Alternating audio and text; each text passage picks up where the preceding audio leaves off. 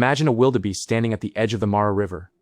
The water below is thick, brown, and visibly churning with mud, decaying organic matter, and the feces of thousands of upstream hippos. If you or I took a single sip from that river, we would likely spend the next week in a hospital ward, battling severe dehydration, violent vomiting, and pathogens like Giardia or Salmonella.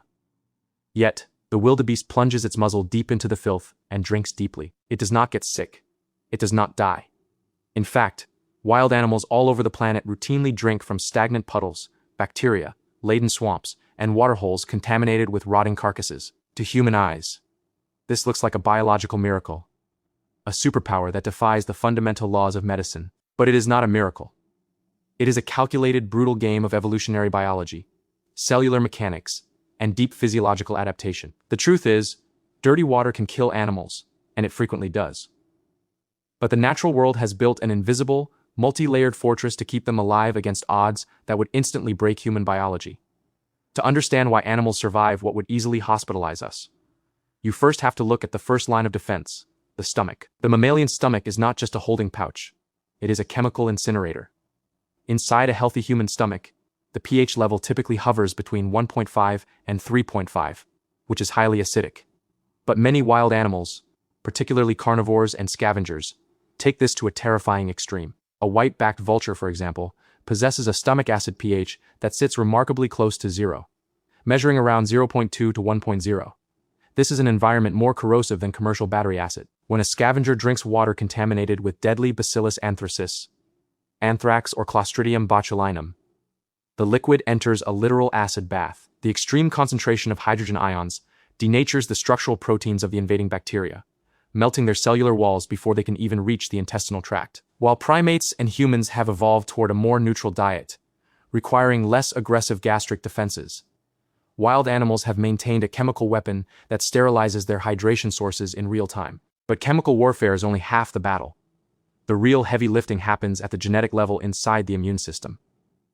Animals that live in environments with constant pathogen exposure possess an incredibly robust and hyper-reactive innate immune response. Consider the African wild dog or the spotted hyena, species that routinely ingest contaminated water near rotting prey.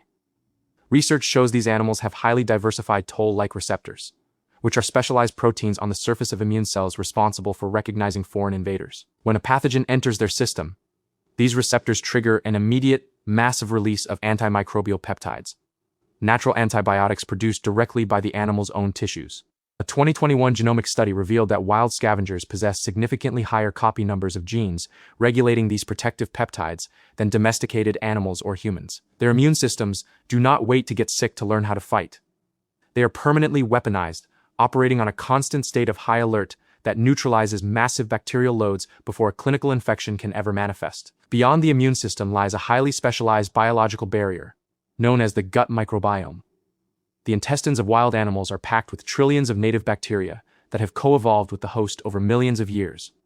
This microbiome functions exactly like a densely populated, walled city. When an animal drinks dirty water containing harmful pathogens like E. coli, those new invading bacteria enter a fiercely competitive ecosystem.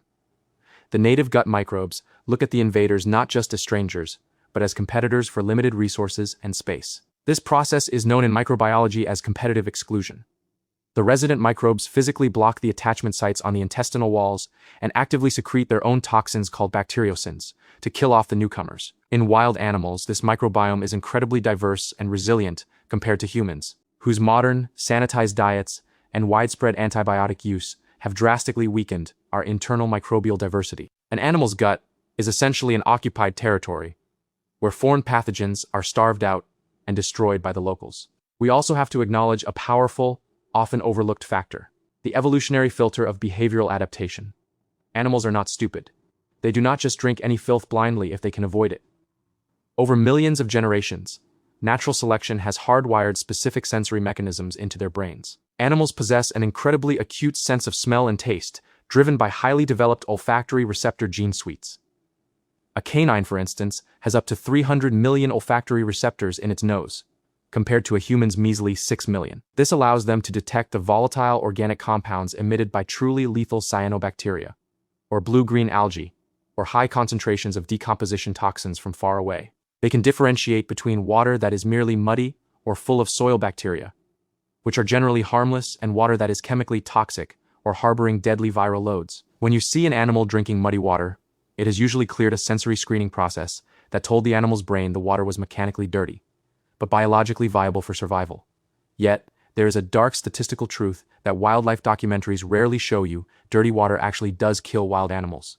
And it does so in massive numbers. The reason we do not see dead animals littered around every watering hole is due to the unrelenting law of the wilderness. The sick and the dead disappear instantly. When an animal's immune defenses fail, and it contracts a debilitating waterborne illness like cholera or dysentery, it does not lie out in the open. It becomes weak, slows down, and is immediately targeted and consumed by apex predators or scavengers. Alternatively, a sick animal will instinctively isolate itself, crawling into dense brush or a hidden burrow to hide from predators, where it ultimately dies in secret. Veterinary field studies estimate that waterborne pathogens account for up to 20% of non-predatory mortality in certain wild ungulate populations during severe droughts. The animals we see drinking happily are simply the victorious survivors of a continuous invisible genetic weeding out, where the weak die young and only the biologically elite live to drink another day. This brings us to a crucial biological distinction: the profound difference between wild animals and modern humans.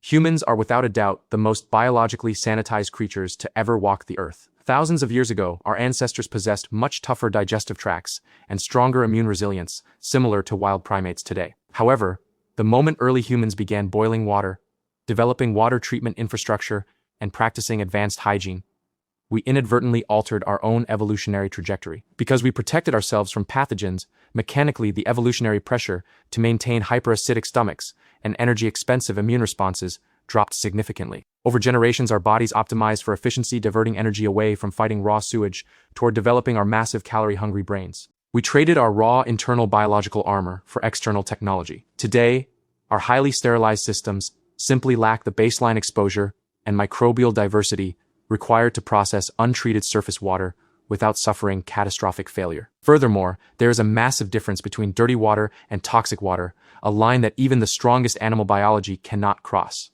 Mud, decaying leaves, animal feces, and common environmental bacteria are organic challenges that evolution has spent millennia preparing animals to fight. But modern industrial pollution is an entirely different story. When heavy metals like lead, mercury, or cadmium enter a water source, or when synthetic agricultural runoff, full of pesticides, floods a wetland, animal defenses completely collapse. Evolution has no answer for artificial neurotoxins or bioaccumulative plastics. A vulture's 0 pH stomach acid can dissolve bone and kill anthrax, but it cannot neutralize a lethal dose of human-made diclofenac or chemical pesticides. When human pollution touches the wild, animals die just as quickly, if not faster, than we would. Their biological armor is highly effective against the ancient natural world, but it is entirely defenseless against the synthetic chemical realities of the Anthropocene. Ultimately, the phenomenon of animals drinking dirty water reveals the sheer unyielding efficiency of natural selection. It shows us that what we define as dirty is completely subjective. To a human, a brown puddle crawling with amoebas is a biohazard. To a wild deer, it is just Tuesday. The deer's body is a finely tuned machine where the cost of maintaining a brutal stomach acid barrier and a hyper-alert immune system is fully paid for by the reward of being able to find hydration anywhere in a harsh, unpredictable landscape. It is a striking reminder that survival in the wild is not about comfort or cleanliness. It is about maintaining a physiological baseline that is just tough enough to outrun the microscopic killers waiting in the dark. We look at them with envy, forgetting that our inability to drink from that puddle is actually the price we paid for the civilization, medicine, and technology that keeps us safe from the wild in the first place. What do you think about this incredible biological divide between humans and the animal kingdom? Comment your thoughts down below. Did you get value from this video and learn something completely new today? If so, hit the like button right now, share this video with a friend, and subscribe to the channel for more videos like this. Thank you for watching.